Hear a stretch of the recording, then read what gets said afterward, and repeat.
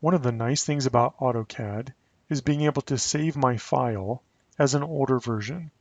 So for example, right here I'm working in AutoCAD 2019, but let's say that at home I have AutoCAD 2010. If I try to take this file, this 2019 file, and open it up in 2010, it will not load.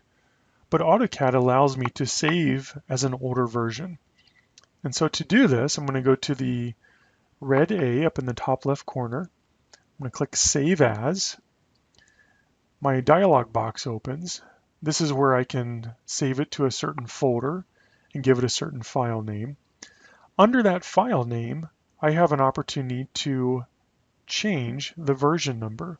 And you notice there are multiple versions going all the way back to release 14. So this comes in very handy if you're working on AutoCAD in different versions.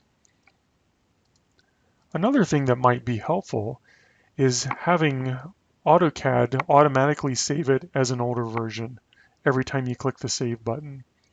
To do this, I'm going to right-click anywhere here in the model space. I'm going to go down to the last one and select Options. I want to select the third tab, which is Open and Save. And then the first box is File Save and Save As. And there's a drop down there where I can select the type of file that I want to save as every time I select Save. Again, just another way to be able to use AutoCAD on multiple computers with different versions.